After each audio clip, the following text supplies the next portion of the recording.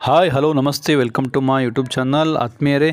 ಇವತ್ತಿನ ಒಂದು ವಿಡಿಯೋದಲ್ಲಿ ಕರ್ನಾಟಕ ಸರ್ಕಾರ ನಡೆಸ್ತಾ ಇರುವಂಥ ಸಾಮಾಜಿಕ ಮತ್ತು ಶೈಕ್ಷಣಿಕ ಸಮೀಕ್ಷೆಗೆ ಸಾರ್ವಜನಿಕರು ಸ್ವಯಂ ಮಾಹಿತಿಯನ್ನು ದಾಖಲಿಸುವಂಥ ಅವಕಾಶವನ್ನು ನೀಡಿರುತ್ತದೆ. ಅದು ಹೇಗೆ ಅಂತ ಈ ವಿಡಿಯೋದಲ್ಲಿ ನೋಡೋಣ. ನೀವೇ ನಿಮ್ಮ ಮೊಬೈಲ್ನಲ್ಲಿ ನಿಮ್ಮ ಮನೆಯ ಒಂದು ಸರ್ವೆಯನ್ನು ಅಥವಾ ಸಮೀಕ್ಷೆಯನ್ನು ನೀವು ಮಾಡ್ಕೋಬೋದು. ಇದು ಹೇಗೆ ಅಂತ ಸಂಪೂರ್ಣ ಮಾಹಿತಿಯನ್ನು ತೋರಿಸ್ಕೊಡ್ತೇನೆ. ಬನ್ನಿ, ಮೊದಲಿಗೆ ನನ್ನ ಡಿಸ್ಕ್ರಿಪ್ಷನಲ್ಲಿ ಒಂದು ಲಿಂಕ್ ಇದೆ, ಆ ಲಿಂಕನ್ನು ಕ್ಲಿಕ್ ಮಾಡಿ.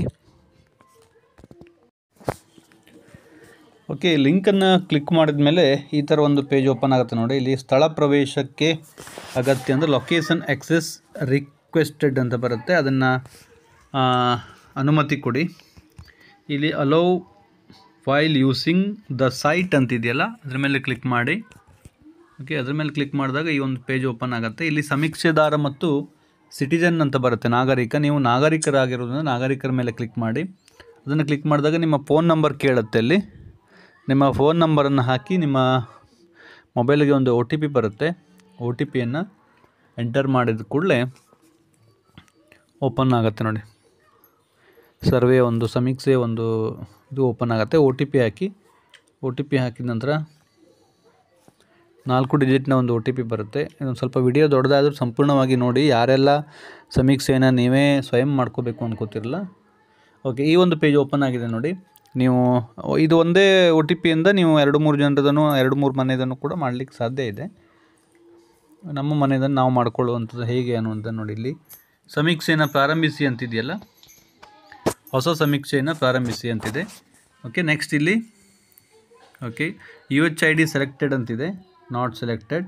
ಅಲ್ಲಿ UHID ಇರುವಂಥ ಜಾಗದಲ್ಲಿ ನಿಮ್ಮ ಮನೆಗೆ ಅಂಟಿಸಿರುವಂಥ UHIDಯನ್ನು ಹಾಕಿ. UHID ಇಲ್ಲದೇ ಇದ್ದರೆ ನೋ UHID ಅಂತ ಹಾಕಿದರೆ UHID ಜನ್ರೇಟ್ ಆಗುತ್ತೆ. UHID ಇದೆ ನಿಮ್ಮ ಆಲ್ರೆಡಿ ನಿಮ್ಮ ಮನೆಗೆ ಅಂಟಿಸಿ ಹೋಗಿದಾರಲ್ಲ ಒಂದು ಸ್ಟಿಕ್ಕರ್, ಅಲ್ಲಿ UHID ಇರುತ್ತೆ. ಆ UHIDಯನ್ನು ಇಲ್ಲಿ ಬರೀರಿ. ಓಕೆ, ನೆಕ್ಸ್ಟ್ ಸ್ಟೆಪ್ ಅಲ್ಲಿ ಪಕ್ಕದಲ್ಲಿ ವೆರಿಫೈಡ್ UHID ಅಂತಿದೆಯಲ್ಲ, ಅದು ವೆರಿಫೈಡ್ ಮಾಡಿ. ವೆರಿಫೈಡ್ UHID ಅಂದಾಗ ಅದು ಆ UHID ಸರಿ ಇದೆ ಅಂತಂದರೆ ವೆರಿಫೈಡ್ ಅಂತ ಬರುತ್ತೆ. ನೆಕ್ಸ್ಟ್ ಸ್ಟೆಪ್ ಏನಪ್ಪ ಅಂತಂದರೆ ನಿಮ್ಮ ಸ್ವಯಂ ದೃಢೀಕರಣಕ್ಕೆ ನಿಮ್ಮದೊಂದು ಫೋಟೋವನ್ನು ತೆಗಿಬೇಕಾಗತ್ತೆ. ಫೋಟೋ ತೆಗಿಲಿಕ್ಕೆ ಲೊಕೇಶನ್ ಆಕ್ಸೆಸ್ ಕೇಳುತ್ತೆ. ಕೆಲವು ಮೊಬೈಲ್ ಲೊಕೇಶನ್ ಆಕ್ಸೆಸ್ ಕೊಡೋದಿಲ್ಲ. ನೀವು ಅಲ್ಲಿ ಲೊಕೇಶನ್ ಆಕ್ಸೆಸ್ಸಲ್ಲಿ ಲೊಕೇಶನ್ ಸೆಲೆಕ್ಟ್ ಮಾಡಿ ಅಲ್ಲಿ ಅಲೋ ಕೊಟ್ಟರೆ ಮಾತ್ರ ಅದೇನು ಮಾಡುತ್ತೆ ಅಂತಂದರೆ ಲೊಕೇಶನ್ ಆಕ್ಸೆಸ್ ತಗೊಳ್ಳುತ್ತೆ. ಲೊಕೇಶನ್ ಆಕ್ಸೆಸ್ ತೊಗೊಂಡ್ರೆ ನಿಮ್ಮ ಫೋಟೋ ಅಪ್ಲೋಡ್ ಆಗುತ್ತೆ, ಇಲ್ಲ ಅಂದರೆ ಅದು ಫೋಟೋ ಅಪ್ಲೋಡ್ ಆಗೋದಿಲ್ಲ. ಓಕೆ, ಫೋಟೋ ಅಪ್ಲೋಡ್ ಆದ ನಂತರ ಏನು ಮಾಡಬೇಕಾಗುತ್ತೆ ಅಂತಂದರೆ ನೆಕ್ಸ್ಟು ನಿಮ್ಮಲ್ಲಿ ಯಾವ ದಾಖಲೆ ಇದೆ, ನಿಮ್ಮದು ಆಧಾರ್ ಕಾರ್ಡ್ ಇದೆಯೋ ಅಥವಾ ರೇಷನ್ ಕಾರ್ಡ್ ಇದೆಯೋ ಅಂತ ಕೆಳಗಿನ ಸ್ಟೆಪ್ಪಲ್ಲಿ ನೀವು ಸೆಲೆಕ್ಟ್ ಮಾಡಬೇಕಾಗತ್ತೆ.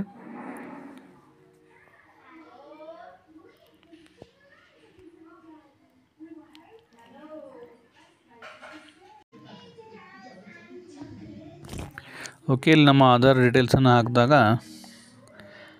ರೇಷನ್ ಕಾರ್ಡಲ್ಲಿರುವಂಥ ಫ್ಯಾಮಿಲಿ ಮೆಂಬರ್ಸ್ ತೋರಿಸುತ್ತೆ. ಇಲ್ಲಿ ಕೆಲವೊಮ್ಮೆ ತೋರಿಸಲಿಲ್ಲ ಅಂತಂದರೆ ಮತ್ತೆ ಆಧಾರನ್ನು ಆ್ಯಡ್ ಮಾಡಲಿಕ್ಕೆ ಸಾಧ್ಯ ಇದೆ. ಬೇರೆಯವರ ನಂಬರನ್ನು ಅಥವಾ ಬೇರೆಯವರ ಡೀಟೇಲ್ಸನ್ನು ಆ್ಯಡ್ ಮಾಡಲಿಕ್ಕೆ ಸಾಧ್ಯ ಇದೆ. ಓಕೆ, ಇಲ್ಲಿ ನೋಡಿ ನಮ್ಮಿಬ್ಬರದಿದೆ, ಮಗುವಿಂದಿಲ್ಲ. ಹಾಗಾಗಿ ನಾನು ಮಗುವಿಂದನೇ ಆ್ಯಡ್ ಮಾಡ್ತೀನಿ. ಆ್ಯಡ್ ಮೆಂಬರ್ ಮಾಡಿ. ಆಧಾರ್ ಇದೆ ಅಂತಲೂ ಕೊಡ್ಬೋದು, ಆಧಾರ್ ಇಲ್ಲ ಅಂತಂದು ಕೊಡ್ಬೋದು. ಆಧಾರ್ ಇಲ್ಲ ಅಂತಂದರೆ ಡೇಟ್ ಆಫ್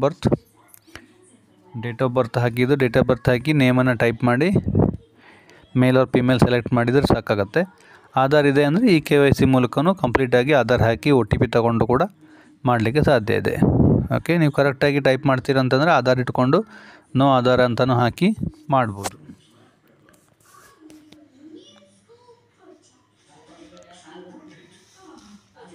ಓಕೆ, ಇಲ್ಲೀಗ ಮಗುವಿಂದು ಆ್ಯಡ್ ಆಯಿತು. ಇಲ್ಲಿ 3 ಜನರದ್ದು ತೋರಿಸ್ತಾ ಇದೆ ನಮ್ಮ ಮನೆಯಲ್ಲಿ. Okay, father, mother and son, family member ಇಷ್ಟನ್ನು ತೋರಿಸ್ತಾ ಇದೆ.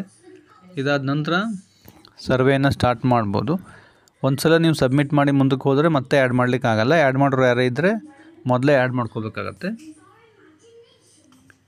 ಓಕೆ, ಈಗ ಸರ್ವೆ ಸ್ಟಾರ್ಟ್ ಮಾಡೋ ಮೊದಲು ಒಂದು ನಿಮ್ಮ ಫೋನ್ ನಂಬರನ್ನು ಹಾಕಿ ಒಂದು OTP ಬರುತ್ತೆ, ಆ OTPಯನ್ನು ಹಾಕಬೇಕಾಗತ್ತೆ. ಆ OTPಯನ್ನು ಹಾಕಿ ನೀವು ವೆರಿಫೈ ಮಾಡ್ಕೋಬೇಕು. ಅಂದರೆ ನೀವೇ ಮಾಡ್ತಾ ಇರೋದು ಒಪ್ಪಿಗೆ ಇದೆ ಅನ್ನುವಂಥ ಅರ್ಥ. ಸೇಮ್ ಹೇಗೆ ನಿಮ್ಮ ಮನೆಗೆ ಸರ್ವೇಯರ್ ಬಂದು ಮಾಡ್ತಾರಲ್ಲ ಅದೇ ಥರ ಇದು ಕೇಳುತ್ತೆ. ಅದು ಹಾಕಿದ ನಂತರ ಒಬ್ಬೊಬ್ಬರದೇ ಅದನ್ನು ಏನು ಮಾಡಬೇಕು, ನೀವು ಓಪನ್ ಮಾಡ್ತಾ ಹೋಗಿ ಒಬ್ಬೊಬ್ರದ್ದೇ ಓಪನ್ ಮಾಡ್ತಾ ಹೋಗಿ ಅವ್ರದ್ದು ಏನು 60 ಕ್ವಶನ್ ಇದೆ ಒಬ್ಬೊಬ್ಬರಿಗೆ, ಆ 60 ಕ್ವಶನನ್ನು ಕೂಡ ನೀವು ಫಿಲ್ ಮಾಡ್ತಾ ಹೋಗಿ ಸರಿಯಾಗಿ ನೋಡಿ. ನೀವು ಫಿಲ್ ಮಾಡಲಿಕ್ಕೆ ನೀವು ಬರಲಿಕ್ಕೆ ಏನೂ ಇರೋದಿಲ್ಲ, ಅಲ್ಲೇ ಎಲ್ಲ ಆಪ್ಷನ್ ಇರುತ್ತೆ, ಸೆಲೆಕ್ಟ್ ಮಾಡೋದಿರುತ್ತೆ. ಅದನ್ನು ಕಂಪ್ಲೀಟ್ ಆದ ನಂತರ ಹೌಸ್ ಹೋಲ್ಡ್ ಡೀಟೇಲ್ ಅಂತ ಇರುತ್ತೆ. ಎಲ್ಲ ಪ್ರತಿಯೊಬ್ಬ ವ್ಯಕ್ತಿಗಳದನ್ನು ಮಾಹಿತಿ ತುಂಬಿದ ನಂತರ ಹೌಸ್ ಹೋಲ್ಡ್ ಡೀಟೇಲ್ ಇರುತ್ತೆ. ಹೌಸ್ ಹೋಲ್ಡ್ ಡೀಟೇಲಲ್ಲಿ ಕಂಪ್ಲೀಟ್ ಮಾಹಿತಿಯನ್ನು ತುಂಬಿ, ನಿಮ್ಮ ಮನೆಯದು, ನಿಮ್ಮ ಮನೆ ಎಲ್ಲಿ ಬರುತ್ತೆ, ನಿಮ್ಮ ಮನೇಲಿ ಏನೇನಿದೆ ಏನೇನಿಲ್ಲ ಎಲ್ಲ ಮಾಹಿತಿಯನ್ನು ತುಂಬಿ ನಂತರ ಸಬ್ಮಿಟ್ ಮಾಡಿದರೆ ಸಾಕಾಗುತ್ತೆ. ಓಕೆ, ನಿಮ್ಮ ಎಲ್ಲ ಮಾಹಿತಿ ತುಂಬಾಗಿ ಹೌಸ್ ಹೋಲ್ಡ್ ಡೀಟೇಲ್ ತುಂಬಾದ ನಂತರ ಮತ್ತೆ ಒಂದು ಸಲ ನಿಮ್ಮದು ಫೋಟೋ ಅಪ್ಲೋಡ್ ಮಾಡಲಿಕ್ಕಿರುತ್ತೆ. ಫೋಟೋ ಅಪ್ಲೋಡ್ ಮಾಡಿದರೆ ಫೈನಲ್ ಸಬ್ಮಿಷನ್ ಮಾಡಿದರೆ ನಿಮ್ಮದು ಸರ್ವೆ ಕಂಪ್ಲೀಟ್ ಆಗುತ್ತೆ. ಒಂದು ID ಕೂಡ ಬರುತ್ತೆ ನಿಮಗೆ, ಸರ್ವೆ ಮಾಡಿದ್ದಕ್ಕೆ IDಯನ್ನು ಬರೆದಿಟ್ಕೊಂಡ್ರೆ ಆಯಿತು. ನಿಮ್ಮ ಮನೆಗೆ ಸರ್ವೇರ್ ಬಂದಾಗ ನೀವು IDಯನ್ನು ತೋರಿಸ್ಬೋದು. ಥ್ಯಾಂಕ್ ಯು, ಧನ್ಯವಾದಗಳು.